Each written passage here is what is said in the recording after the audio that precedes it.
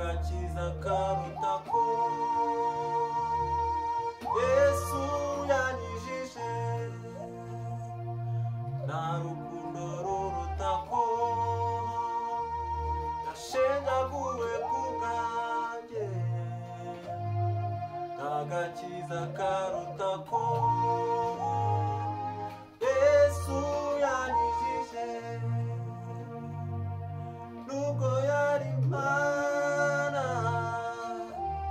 yahindutse umuntu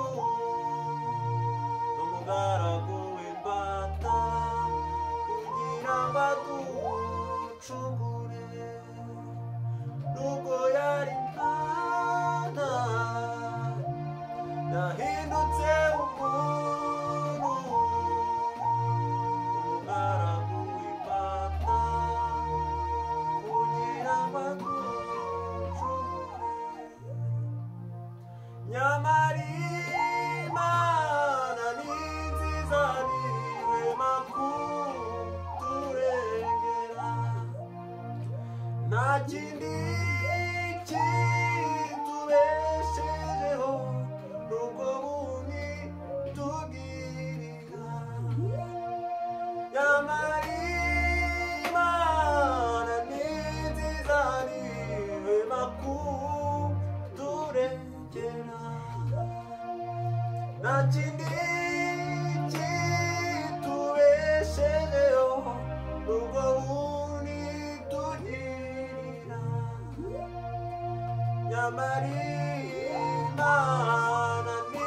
nziza nihwema kuturengera nta kindi kitubeshejeho n'ubwo tugirira hahiriye umuntu Uwiteka akunda uwashikamije umutima ntazagwa nawe isi yavaho ijuru rikavaho azamuremera isi y'amasezerano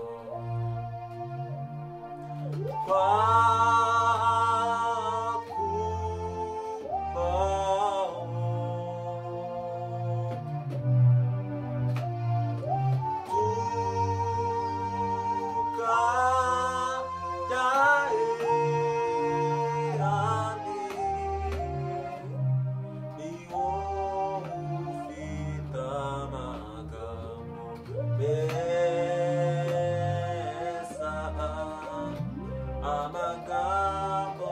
meza y'ubugingo nzahora nkwisunga ushobora byose kuko imigambi yawe ari myiza kuri twe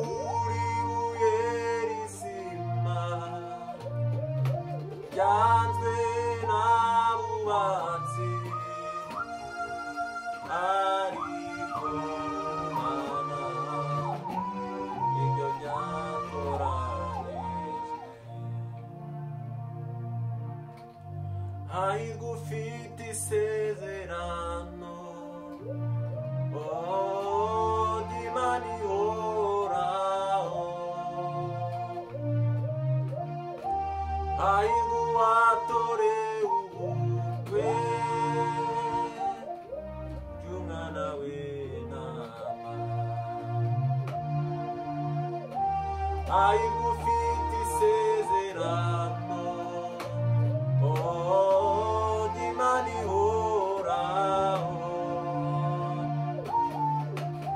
hahirwa uwatorewe ubukwe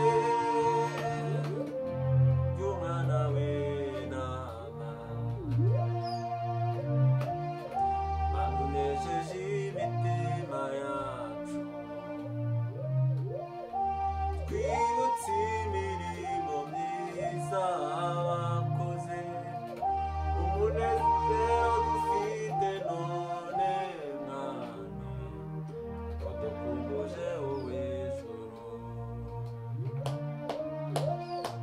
아이고 ufite isezerano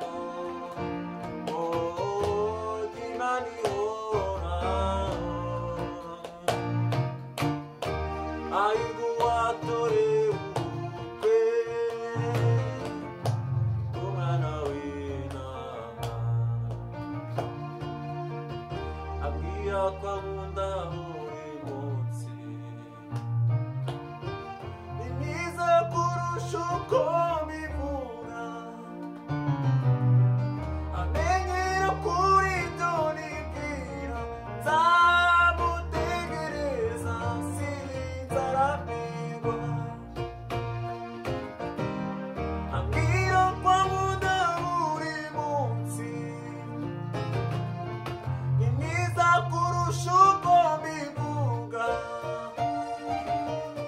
amenyera kuri ibyo nibwira nzamutegereza sinzarambirwa Uwiteka Imana muremyi w'isi n'ijuru yagiriye neza sinzi uko nabivuga